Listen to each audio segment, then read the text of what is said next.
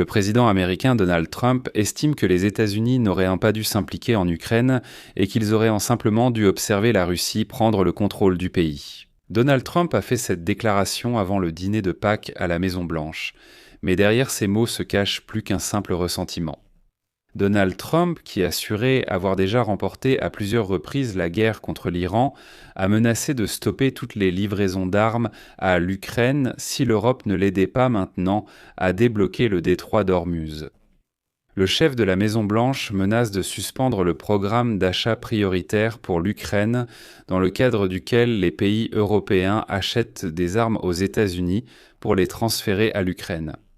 Concernant l'argent déjà transféré par les Européens aux États-Unis pour acheter des armes, Donald Trump menace de le confisquer et de l'utiliser pour la guerre contre l'Iran.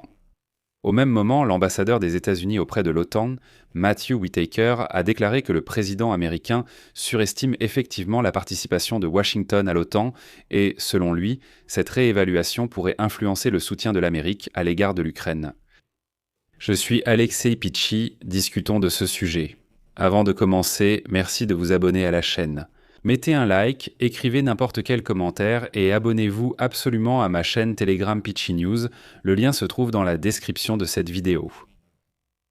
Donald Trump, président des États-Unis, pense que son pays n'aurait pas dû, selon lui, s'impliquer en Ukraine. Il a déclaré cela aux journalistes à la Maison-Blanche avant le déjeuner de Pâques. Voici sa citation. « Nous dépensons des milliards. Nous n'aurions pas dû nous impliquer en Ukraine, qui se trouve à des milliers de kilomètres d'ici, de l'autre côté de l'océan. Pourtant, nous les avons aidés. Nous avions un président idiot. Il leur a donné 350 milliards de dollars sans rien recevoir en retour. Il leur a donné autant d'argent, a dépensé autant de munitions. Nous fabriquons maintenant des munitions dans tout le pays, parce que nous en avons besoin. Parce qu'il en a tellement donné à l'Ukraine et n'a rien reçu en retour. Et moi, je leur vends des munitions. C'est l'Union européenne qui paie pour ça. » Je rappelle que l'an dernier, Donald Trump utilisait déjà ce chiffre. Des milliards affirmant que Zelensky aurait soi-disant forcé, sous Biden, les États-Unis à dépenser 350 milliards de dollars pour une guerre qui, selon ses propres mots, ne peut pas être gagnée. Trump a critiqué l'Europe en notant, je cite, « Il devrait au moins faire quelque chose, qu'il paie au moins pour cela. Mais tout ce que nous avons vendu, c'est nous qui l'avons fait. Et je veux simplement vous dire que l'OTAN nous a très maltraités, et vous devez vous en souvenir. » Eh bien, ce qui est amusant ici, c'est que plus d'un an s'est écoulé, et ils n'ont toujours pas réussi à expliquer d'où Donald Trump tire ce chiffre de 350 milliards de dollars. Voilà d'où elle vient. Il la répète sans cesse, mais personne n'a encore réussi à expliquer d'où vient ce chiffre de 350 milliards. On n'a jamais été, ne serait-ce que près d'un tel chiffre. Mais Trump s'est en fait retrouvé dans une situation désespérée. Quoi qu'il dise pour se vanter, ses problèmes sont très sérieux. C'est pourquoi il a prononcé la veille une allocution d'urgence à la nation américaine sur la guerre contre l'Iran. Et il a reconnu que, oui, la majorité des Américains pensent qu'il n'a aucun plan pour cette guerre. Il espérait que ce serait comme au Venezuela. Ça ne s'est pas passé comme prévu. Il ne sait pas quoi faire. J'ai réalisé un épisode sur l'allocution d'urgence. Rendez-vous sur la chaîne pour le voir si ce n'est pas déjà fait. Donald Trump crie à tue-tête qu'il a déjà gagné la guerre contre l'Iran 5 fois. Mais en réalité, ce n'est pas le cas. Il a désespérément besoin de l'aide de ses alliés, qu'il a déjà insultés et humiliés à plusieurs reprises. Mais cela n'a pas amené Trump à tirer la moindre leçon. Non, il passe à un chantage encore pire. Le président américain Donald Trump a menacé de suspendre les livraisons d'armes à l'Ukraine si l'Europe n'aidait pas à débloquer le détroit d'Ormuz. C'est ce que rapporte le journal britannique Financial Times, citant 3 sources bien informées. Selon eux, le chef de la Maison-Blanche menace d'en suspendre le fonctionnement. Le programme d'achat prioritaire pour l'Ukraine, le programme Purell, dans le cadre duquel les pays européens achètent des armes aux États-Unis pour les transférer à Kiev. Et comme l'a déjà rapporté le journal Washington Post, le Pentagone envisage également la possibilité de rediriger vers la guerre contre l'Iran du matériel militaire important initialement destiné aux forces armées ukrainiennes. Dans le même temps, le chef du département d'État américain, Marco Rubio, a déclaré le 28 mars que les États-Unis n'auraient soi-disant pas redirigé vers le Moyen-Orient. Les armes déjà achetées par les pays de l'OTAN pour l'Ukraine. Il n'a toutefois pas exclu une telle possibilité à l'avenir.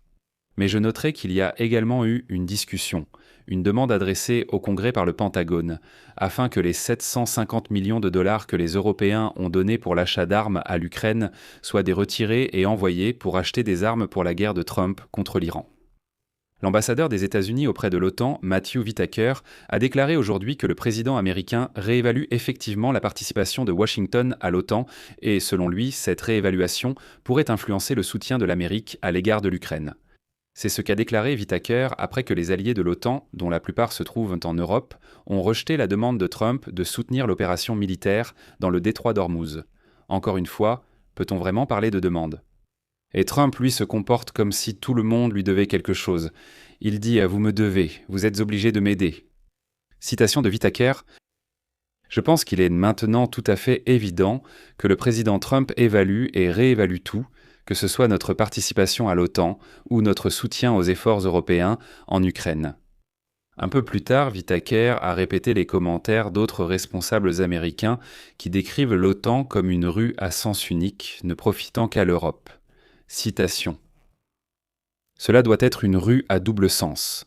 Les États-Unis doivent en retirer certains avantages et bénéfices.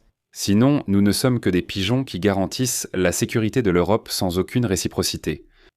Et ici, il m'est difficile de ne pas être d'accord avec la chef de la diplomatie européenne, Kaja Kallas, qui a déclaré que les propos de Trump concernant une éventuelle sortie de l'OTAN étaient un coup très dur, et que de telles déclarations ne peuvent être avantageuses que pour le dictateur russe Vladimir Poutine et des personnages similaires. Elle a déclaré que Trump, bien sûr, joue constamment le rôle de quelqu'un d'impatient, d'intolérant face au mal, à l'injustice, etc., mais que cela ne concerne jamais les questions liées à la Russie. Les propos de Kallas étaient une réponse à une question concernant le fait que la Russie aiderait prétendument l'Iran avec des renseignements, et un journaliste lui a demandé pourquoi les Américains toléraient un tel comportement de la part des Russes. Il a déjà été prouvé que, oui, les Russes aident les Iraniens avec des renseignements, ce qui entraîne la perte d'avions extrêmement coûteux pour les Américains, mais les Américains disent « ce n'est pas grave, bon, ils ont juste un peu aidé là-bas ». Et voici ce que Kaja Kallas répond avec les mots suivants, je cite « C'est vraiment difficile à comprendre. Ce lien était très évident. Si l'on considère que le président Donald Trump n'est pas une personne très patiente, pour une raison quelconque, sa patience envers les Russes semble ne jamais s'épuiser. » Kallas a également commenté les propos de Trump, selon lesquels les Alliés n'ont pas aidé les États-Unis dans la guerre contre l'Iran, et selon elle, au sein de l'Alliance, ils n'ont pas du tout compris l'objectif de l'opération militaire américaine et aucune consultation n'a été menée avec les Alliés. Et ici, je vais citer Kaja Kallas, qui, vous savez, exprime exactement ce que je répète depuis plusieurs jours. Citation. D'un côté, ils disent qu'ils n'ont besoin de personne. D'un autre côté, il y a des critiques sur le fait que les autres n'apportent pas leur aide, sans aucune demande réelle. De telles demandes ne passent pas par les médias. Je rappelle que l'OTAN a précédemment déclaré que les États-Unis n'avaient jusqu'à présent fait aucune demande officielle d'aide. Il n'y a eu aucune demande, il n'y a pas eu de demande de consultation, rien n'a été fait officiellement. Toutes les demandes ne sont que des déclarations de Donald Trump dans les médias et sur les réseaux sociaux. C'est tout. Il n'y a pas eu de demande. Comment peux-tu exiger quelque chose si tu ne demandes même pas cette aide ? En Europe, on dit « Que voulez-vous de nous ? Besoin d'aide ? Demandez-la officiellement. Il y a des règles, des procédures. Faites une demande, nous nous concerterons et nous en discuterons. » Et pas comme tu fais. Et si vous pensez que l'arrêt de l'aide à l'Ukraine sera lié à l'Iran, c'est une erreur. Je crois que Trump cherchait juste un nouveau prétexte. Permettez-moi de rappeler un épisode. Le 4 mars 2025, Donald Trump a ordonné de suspendre l'aide militaire à l'Ukraine tant que les dirigeants du pays ne démontreront pas leur engagement envers la paix. Cela est arrivé quelques jours après une altercation entre Trump et le président ukrainien Zelensky dans le bureau ovale de la Maison-Blanche. Je vais citer une déclaration de la Maison-Blanche datant d'1 an. Le président Trump vise clairement la paix. Nous attendons le même engagement de nos partenaires. Nous suspendons et réexaminons notre aide afin de nous assurer qu'elle contribue à résoudre le problème. C'est-à-dire que Donald Trump, continue simplement sa tactique de pression maximale, non pas sur l'agresseur, c'est-à-dire la Russie, mais sur la victime de la guerre, c'est-à-dire l'Ukraine. C'est juste que le prétexte est un peu différent maintenant.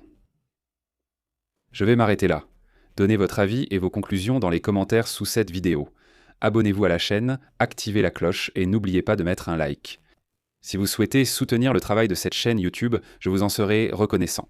Vous pouvez le faire en faisant un don, en prenant un abonnement payant ou en devenant sponsor via les liens et les informations dans la description de cette vidéo. Il y est écrit « Soutenir la chaîne d'Alexei Peschi ». Choisissez le format qui vous convient. C'est tout pour aujourd'hui. Prenez soin de vous. Au revoir à tous.